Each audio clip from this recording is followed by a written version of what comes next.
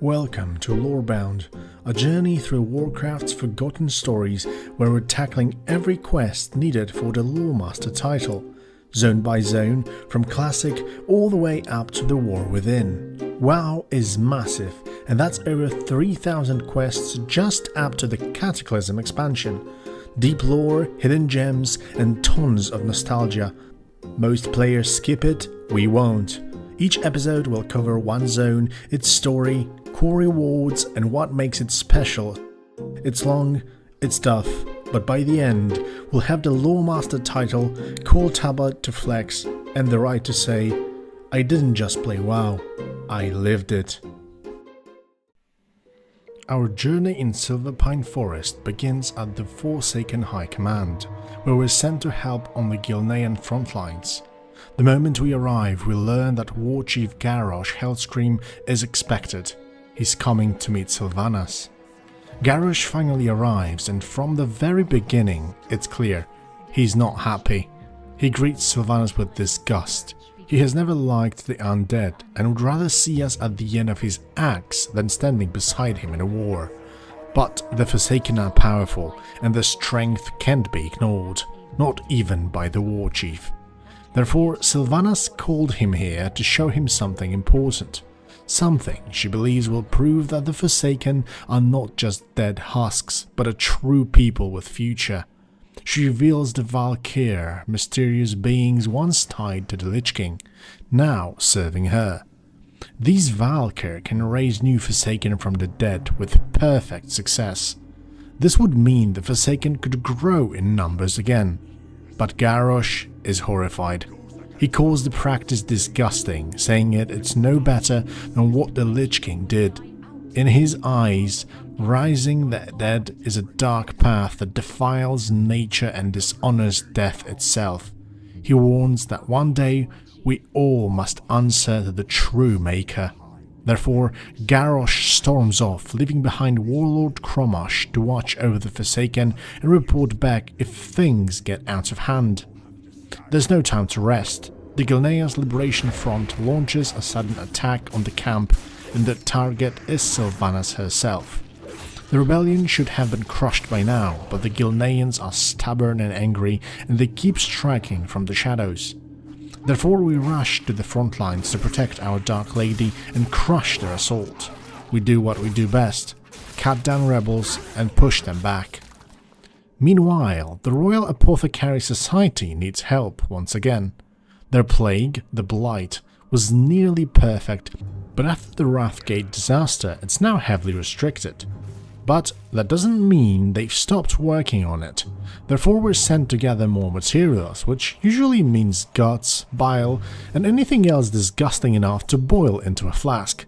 It turns out that a couple of doomweed leaves and some fresh guts are all it takes for the Royal Apothecaries to create a deadly new concoction. It's surprisingly simple, but extremely effective. Those guys really are something else. But before we unleash it on the front lines, it needs testing. So we're sent to Fenris Isle, a nearby island crawling with murlocs. These slimy little pests have been bothering the Forsaken for far too long, and their numbers are growing every day. Therefore, it's the perfect test site. We hop on a Forsaken bat and take to the skies, bombing the island from above with the plague-filled vials. Watching the murloc drop left and right, I can safely say it works. Honestly, as a rogue, I'd love to keep a few of those vials for my blades. It's too bad the apothecaries don't share easily. With the plague test a success, we're sent on a new mission. Deathstalker Belmont needs help figuring out what Worgens are up to. He sent out a scout days ago, but they haven't reported back. Therefore, we're sent to investigate. We find Deathstalker Yorick alive, hiding near a small shack in the Ivor Patch. She warns us to keep her distance. She's been spying on the leaders of the Gilnean Liberation Front, and our presence could blow her cover. She's been watching for days, and something big is about to happen. Therefore, we sneak together to the cottage closet to eavesdrop. Inside, we overhear a meeting between Lord Darius Crowley, the leader of the Liberation Front, and Ivor Bloodfang, the wild leader of the feral Worgen. The two are not on the same page. Ivar's pack is out of control and Crawley is trying to convince him to unite their forces. At first, Ivor refuses, but after thinking about their heavy losses, he finally agrees. That's when things go wrong. Our presence is discovered. In the chaos, Yorick is killed. I managed to escape with my life, but just barely. I rush back to report everything to Belmont and Sylvanas. She's furious. Crawley wants to unleash the full fury of the feral Vorgon against us. But before we deal with that, there's another issue. The rear guard is weak and we need to reinforce it with the Orcish troops. If we want to survive this war, we'll need their strength. At the rear guard, we'll learn some bad news. 3 Horde flagships were destroyed before they even reached the shore. The reason? The Bloodfang Worgen ambushed them. But that's not the whole story. The ships had set sail from Ajara, where goblins had loaded every little barrel with ale instead of water. Therefore, by the time the Orc soldiers arrived in Silverpine, they were completely smashed, easy prey for the Worgen to ambush. The captain knows that Garrosh will probably have his head, but he's not going to die without a fight. She gives us a young Orc sea pup to help salvage supplies from the wreck and tasks us with killing every Worgen we see to lift the morale and the hangovers. While scavenging, we also hear of a new problem. Giant creatures called Ettins have started roaming the area. They wandered in from Gilneans and now pose a serious threat to Forsaken forces. Therefore it's time for another deadly brew. But of course, to make it, we need, of course, more beast guts, so we get to work. Next we're sent to the nearby mines. Survivors from the sunken ships were dragged off by giant spiders and now webbed up inside, so we set off on a rescue mission. On the way, we come across an Ettin. Luckily, the Apothecary Society gave us a special trap, a decoy chicken packed with explosives. We lure the Ettin in, blast it and finish it off while it's weakened. We follow the trail to the skittering mines, kill every spider we find and free as many orcs as possible. These rescued soldiers fight beside us and with their help we reach the matriarch spider at the end of the mine. But she's no match for our new friends, they smash her to pieces in seconds. After returning to the camp, we give a full report and are quickly sent to Sylvanas herself. She's pleased with our progress and has another critical mission. The Fenris Isle, where we once tested the plague on the Murlocs, has a keep once occupied by the Gnolls, but now it's full of refugees from Hillsbrad, humans who escaped the war and are causing trouble. Therefore Sylvanas sends us with Agatha to clear them out and raise them into undead soldiers. The mission goes smoothly thanks to the Valkyr tanking all the elite enemies. We wipe out all the settlers and begin the transformation. But the job isn't done. Sylvanas wants the leaders of the refugees eliminated, so she sends us back into the keep, deeper this time. At the top, we find a surprise. Crawley and Ivor Bloodfang have beaten us there. Instead of dying or fleeing, the humans agree to be turned into Worgen. They accept the curse to fight back against us. Before we can act, Agatha grabs us and flies away to safety. Back at the camp, Sylvanas is furious, but she also admits that she has underestimated Crawley. She's not finished yet because she knows his secrets and she's planning her next move. After the mission at Fenris Keep, Sylvanas takes us on a ride to Sepultura. Along the way, she finally opens up. She explains why these lands matter so much. When Arthas first brought the plague to Lordaeron, thousands of innocent people died. But when his power began to fade, the dead started to rise again, not as scourge but as free-willed undead. Sylvanas saw this moment as a chance. She had already struck him at his weakest, forcing the Lich King to retreat to Northrend. Therefore the undead of Lordaeron were no longer bound to his will. She gathered them, gave them purpose and promised them freedom. These lands are not just territory to her, they are home to her people, both in life and in death. But the Alliance refuses to see it that way. They claim the lands for themselves, ignoring the rights of the Forsaken. Therefore Sylvanas is determined to wipe out the Worgen threat once and for all. Our first target is the Orson farm, where Worgen raiders recently slaughtered all Forsaken soldiers stationed there. We're sent to gather the fallen insignias in their honor. But when we arrive, we walk into an ambush. Bloodfang stalkers are still hiding among the ruins, so we take them one by one. Inside the barn, we find caretaker Smithers, a fierce opponent who jumps us the very moment we step inside. After dealing with him, we find a journal describing a secret meeting with Ira Bloodfang. Their pack is regrouping at the Deep Ellen mine, so we head straight there to crush them. At the mine, a Forsaken strike force is already waiting. We begin the infiltration, but it's a trap.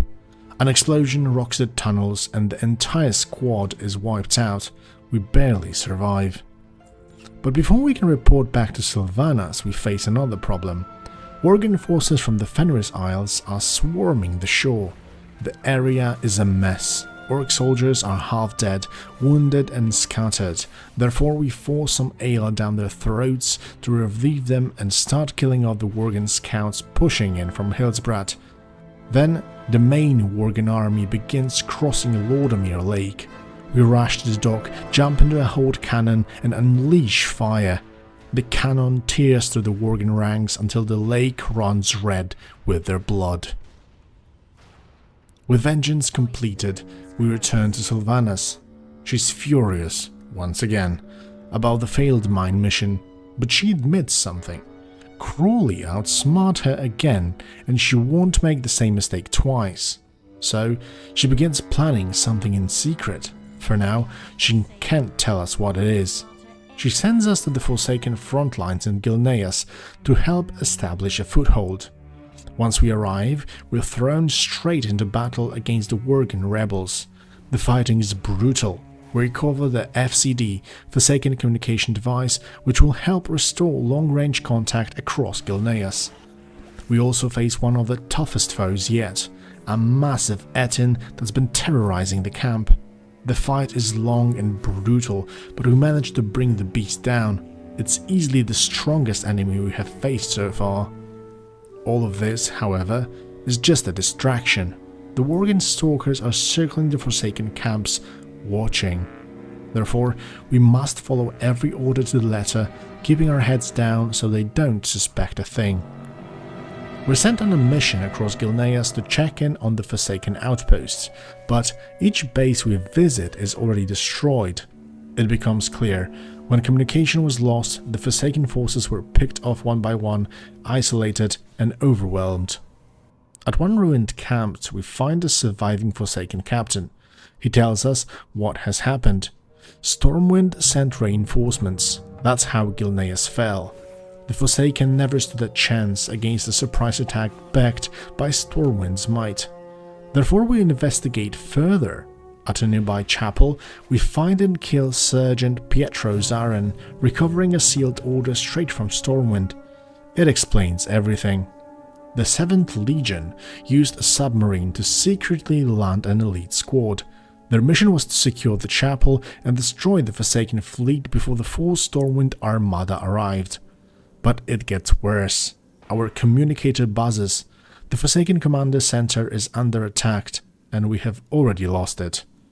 Therefore, our only remaining instruction is to rendezvous with Belmont and Agatha at Emberstone Village. Once there, we finally learn why we're really here. Belmont has brought Agatha to resurrect Lord Godfrey, a proud noble, who once committed suicide when he learned his people would become Worgen. But now, the Dark Lady wants to use his hatred of Crawley and the Worgen as a weapon. Therefore we're sent to find Godfrey's body and bring it back. We cut through heavy Worgen resistance until we finally find him, his corpse washed up along the shore beneath the cliffs. We take the body and with Agatha by our side fly back to the Forsaken front. There we witness Lord Godfrey's resurrection. The ritual is grim, but it works. He lives again, fueled by rage. But while the Dark Lady and her commanders prepare their next move, a new problem arises. To the east, there's another threat. The human town of Ambermill, full of powerful mages, is holding out behind a mysterious magical barrier. Therefore, we're sent to recover the town codex, a book that might reveal how to break through. We succeed in stealing the codex, but it's written in magical script. We need a Dalaran mage to read it. Luckily, there's one in Sepulchre, Dalaran Dawnweaver, a former Kirin Tor member. But he lost his mage ring long ago, and he needs one to access the codex magic. Therefore, he sends us to the ruins of Dalaran to hunt down a specific mage who still carries one. He even creates a teleport portal to send us straight there. At the ruins, we sneak through and assassinate the target mage, recovering the lost ring. Therefore, back in Sepulchre, Dalar uses it to read the codex, and the secret is revealed. There's a hidden mountain path that leads to the true heart of Ambermill. As we follow the trail, we're attacked by what seems to be regular bears, but they turn out to be druids in disguise, spying on the area. Masters of deception, indeed. Thankfully, being a rogue, we avoid most of the fighting. We sneak past the cave guards and slip through a magic portal that leads into the real Ambermill. Inside, we go on a mage killing spree, cutting down the defenders one by one. But the final challenge is Archmage Ataric, the one keeping the barrier up. He's protected by a powerful shield, therefore we chip away at it in battle, breaking through piece by piece until it finally shatters, taking Ataric down with it. With the shield gone, the barrier collapses, allowing the Forsaken forces to flood in. Ambermill is ours. The Dark Lady tells us to assist Godfrey before the full attack on Gilneas begins. But there's a problem. Pyrewood village nearby has been captured by the Alliance. Therefore, we march with Godfrey and his men to the village and burn it to ashes, wiping out all the scouts and rescuing the very few Forsaken survivors still clinging to life. With Pyrewood destroyed, we move to the nearby swamps, where the 7th Legion reinforcements have just arrived. We strike first, eliminating the enemy squad and capturing their battle plans, which reveals something troubling. More Alliance troops are on the way. So, Godfrey says we need a leverage, something to force a retreat without risking a full-blown battle. His solution? Capture Lorna, the daughter of Lord Crowley, leader of the Gilnean resistance. We track her near the gates of Gilneas, ambush her and bring her down just enough to capture her alive. With our hostage secured, preparations are complete. Therefore, the Forsaken army marches to the walls of Gilneas, ready for a final confrontation. At the gates, we meet Crowley and Ivor Bloodfang. But Crowley is caught off guard. He has never expected us to get this close, let alone capture his daughter. At first, he refuses to surrender, but the sight of Lorna in chains breaks his will. He calls a retreat, choosing his daughter's life over the battle.